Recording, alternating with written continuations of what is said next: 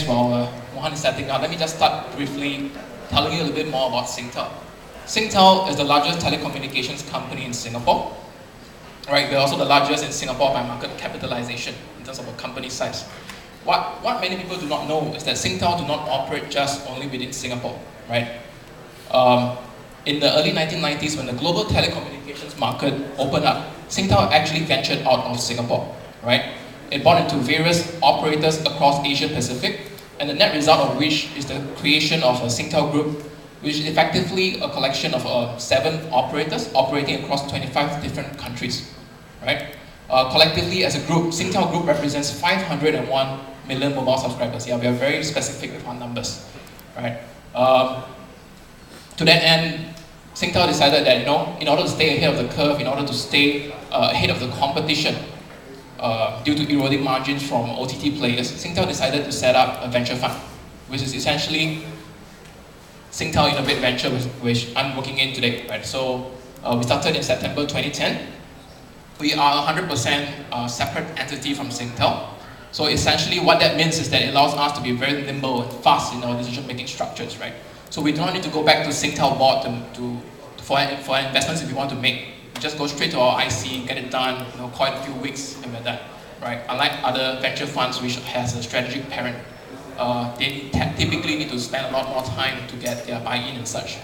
Our mission is a mouthful, to help SingTel Group adopt open innovation to seek new growth opportunities, enter into new markets, blah, blah, blah, right? Honestly, we do this through 4 main roles, right? First of all, as a scout, we identify trends and insights. What a role as a scout means effectively to us is to keep our business unit updated about the latest that's happening across the region, right? So that they can make better informed decisions. Secondly, we build awareness.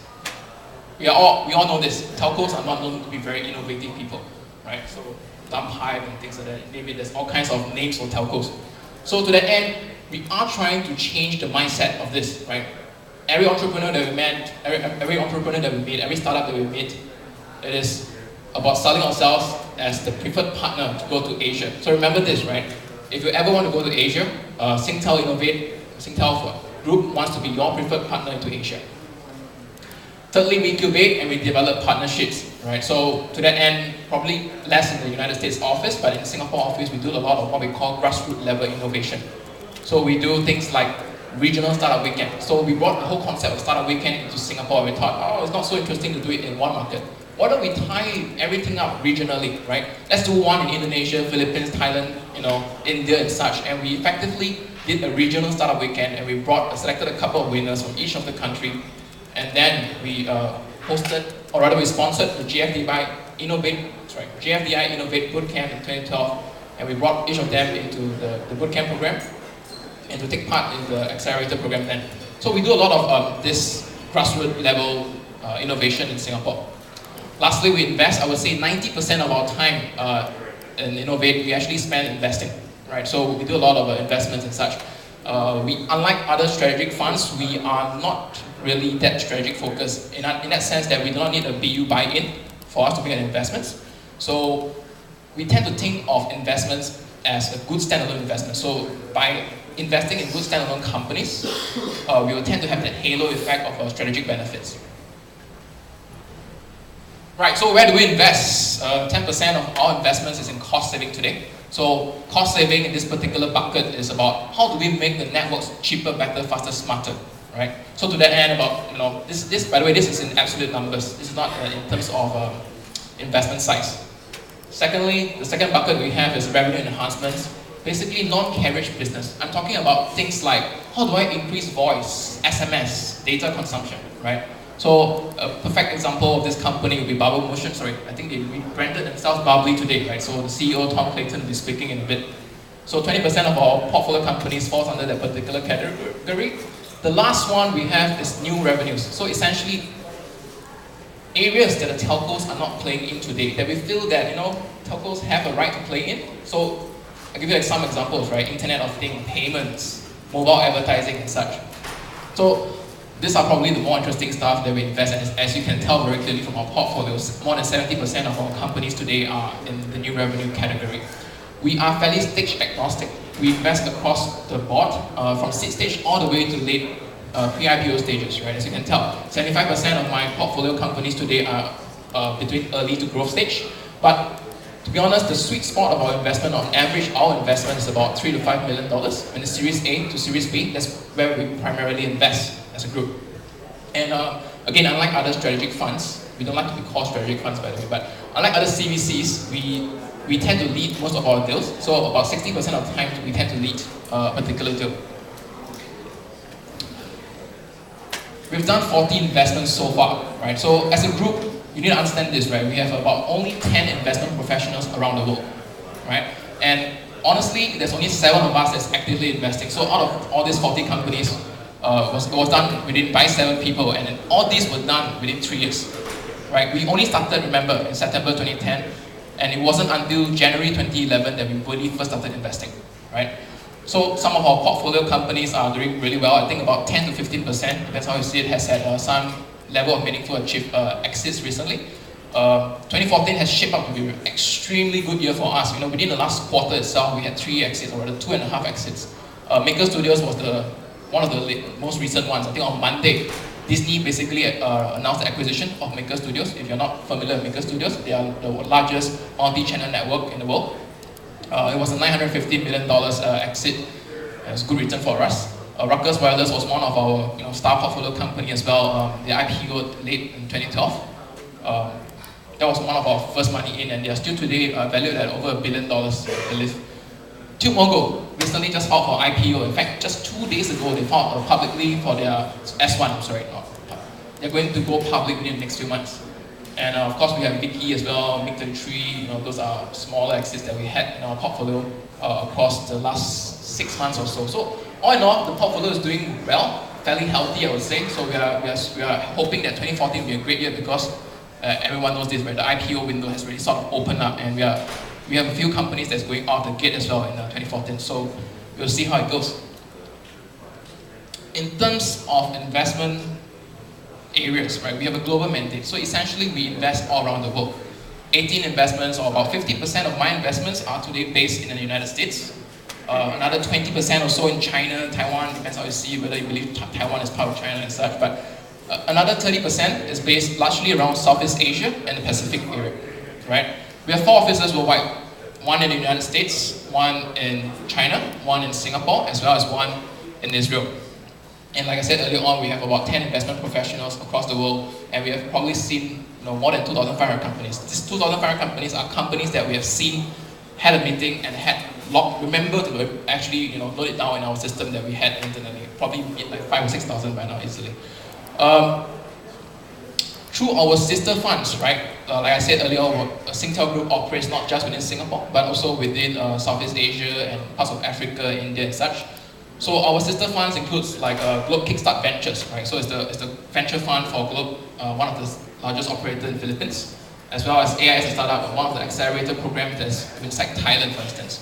So as you can imagine, Southeast Asia is extremely important for us, and over the years we have invested a lot of time and effort in Southeast Asia.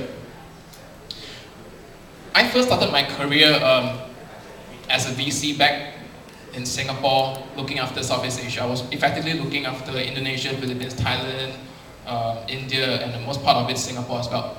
So just thought we'll share a little bit of what we've seen then and compare and contrast with what we're seeing today.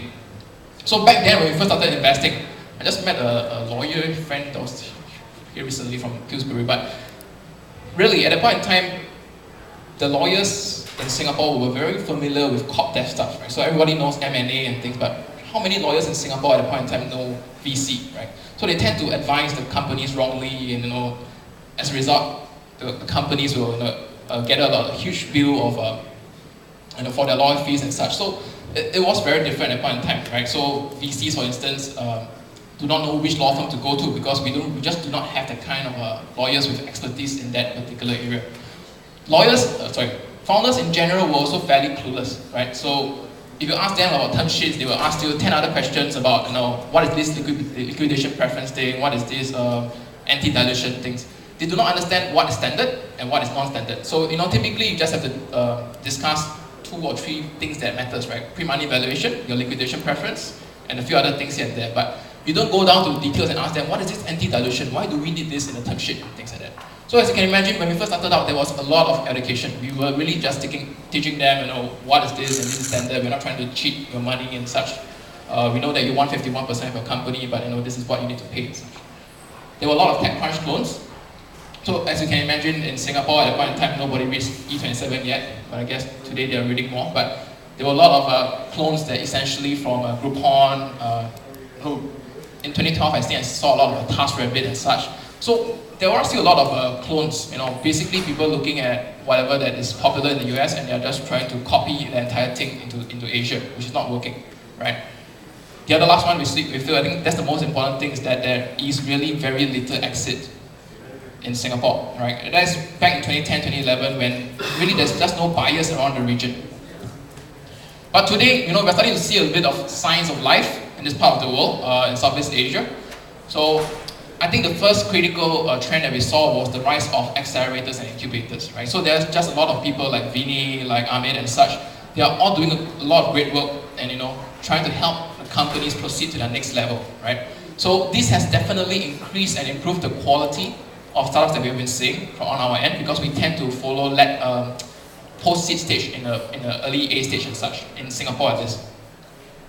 There are also ideas and products that are for Asia by Asians, right? So as Amit and Vinny has both pointed out, in fact, payments, for instance, like you will never be able to guess this. Like in Indonesia, 80% of Indonesians are unbanked, right? Compared to the United States, only 10% of, I just read the stats this morning, is 8% that are unbanked in the United States. So for a person that's trying to start a company, that if he or she was to be from Silicon Valley, the last thing you would think ever, is to start a company in the payment space to target after the emerging market, because that's just not how they think about it. Because at the end of the day, everybody has a credit card. You just buy whatever you need through the credit card, right? Whereas in that part of the world, people do not even have a bank account. How are you going to buy stuff through a credit card? So it is very different. But what we are also seeing as a result is that today there are just a lot more companies that are focused around Southeast Asian problem, which is very heartening for us to see. There's also a lot more serial entrepreneurs. So as a result, people start exiting their company. There are people who come back into the ecosystem and start effectively contributing back to the ecosystem which is taken from, right? And lastly, I guess most importantly, there's more exits today, and that has totally helped kickstart the entire interest into startups and such. And largely also within Singapore, I think Vicky, one of our portfolio companies, got bought by Rakuten for 200 million fairly recently. So, am I supposed to conclude? I think so. Right, and at the same time, we're also seeing a lot of interest from China-based funds and China-based companies like Baidu, Rakuten, Alibaba and such, right? And they are all very interested in Southeast Asia. But why would they not be, right? So Southeast Asia is home to over 630 million people. There's a growing middle class, which means that there's a lot more spending in future. Economy has been somewhat stable, it's much better than Europe and such like that. So there is a lot of reason why anyone, if you're an investor, if you're a startup, to be interested in Southeast Asia.